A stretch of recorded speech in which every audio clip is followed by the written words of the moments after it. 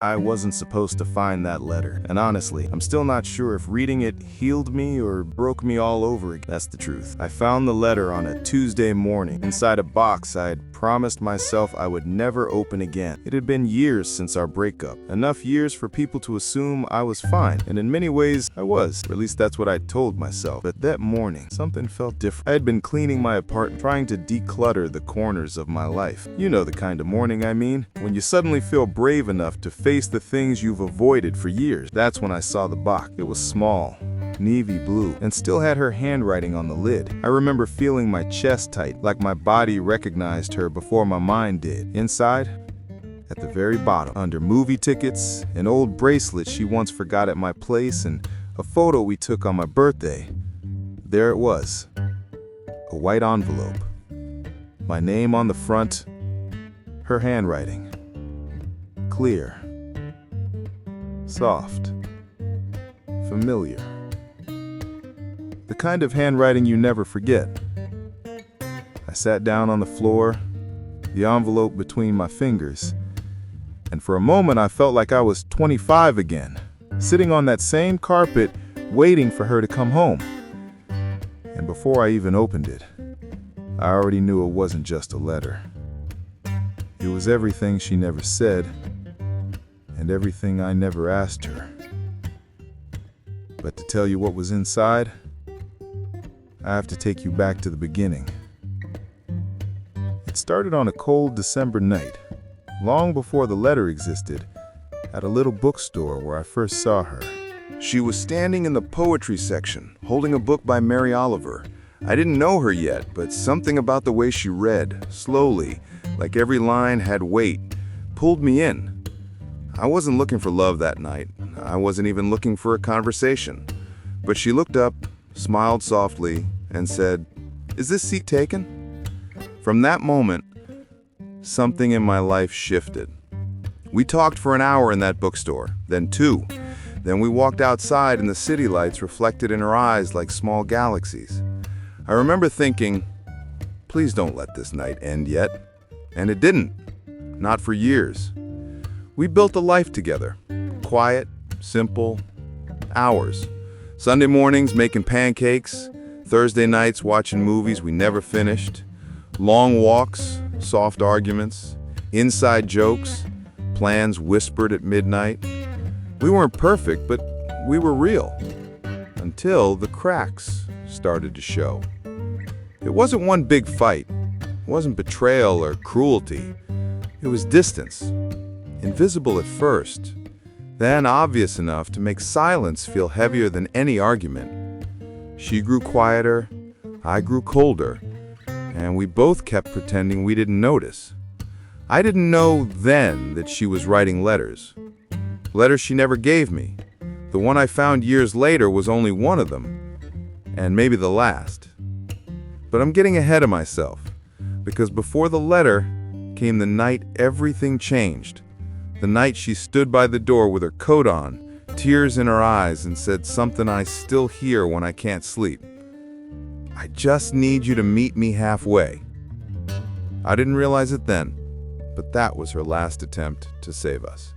The breakup itself was quiet. No yelling, no dramatic goodbye, just 2 people who loved each other, but didn't know how to stay. She packed slowly, carefully, like each item held a memory she wasn't ready to let go of. I stood there, helpless, wanting to say something meaningful, something that would make her stay, but nothing came out. When she closed the door that final time, the silence felt like an echo of everything we never said. I tried to move on, truly. I dated other people, traveled, started new projects, smiled when people asked if I was okay. And most days, I believed I was. Until the letter. When I held that envelope, my name handwritten with the same softness she once used to trace circles on my shoulder, I felt the years collapse. My hands trembled, my heartbeat picked up, and without even opening it, I felt something old waking up inside me. But before I read it, I hesitated. because letters hold truths conversations sometimes avoid, and I wasn't sure I was ready for hers. Before we continue, if you're enjoying this story so far, I'd really appreciate if you subscribed to the channel. It helps me bring more long, emotional stories like this one to you. Thank you so much for being here. Now, let me tell you what the letter said. I opened the envelope slowly, almost afraid of what it would reveal. Inside, the letter was folded twice, the edges slightly worn, as if she held it many times before deciding not to give it to me. Her handwriting was steady at first, then softer, like the words were getting harder to write. It began with, "I don't know if you'll ever read this, but I need to write it anyway."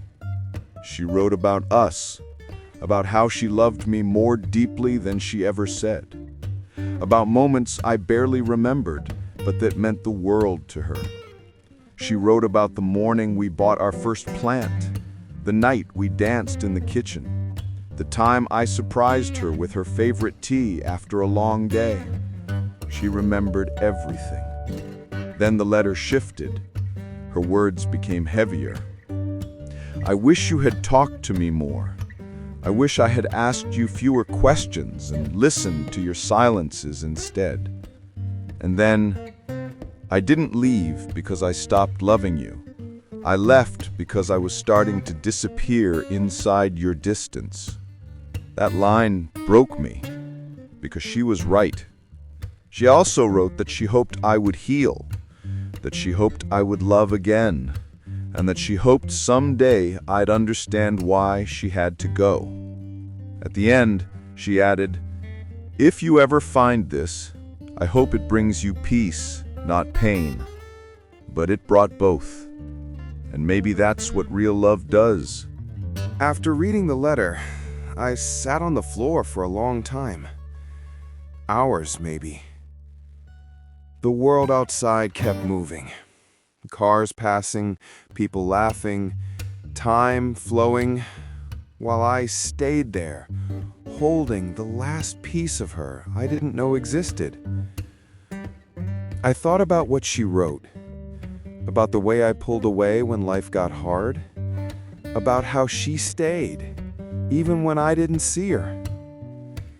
And I realized something I wasn't ready to admit back then. I loved her, but I didn't know how to show it. And love unspoken is still love, but it can feel like abandonment. The letter didn't fix anything. It didn't bring her back. It didn't rewrite the past. But it gave me something else. Understanding. Closure.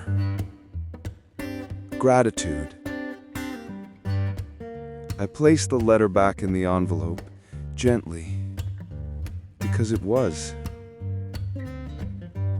And for the first time in years, I whispered her name out loud. Not with pain, not with longing, but with peace. Sometimes we don't get the chance to say everything we feel while the person is still here. Sometimes the words come too late. Sometimes closure comes in the form of a letter found by accident, years after the goodbye. But maybe that's enough. I don't read the letter often, maybe once a year. Not to reopen old wounds, but to remember who I was, who she was, and how far I've come since then. If you've ever loved someone deeply, you know that love doesn't disappear. It changes shape. It becomes memory. It becomes understanding. Sometimes it even becomes forgiveness. That letter was her final gift to me. And this story is my way of honoring it. Thank you so much for listening until the end. If this story touched you in any way, I'd be truly grateful if you subscribed to the channel, left a like, and shared this video with friends or family who might need a story like this today. Your support helps me keep creating these long, emotional stories for you. Thank you from the bottom of my heart.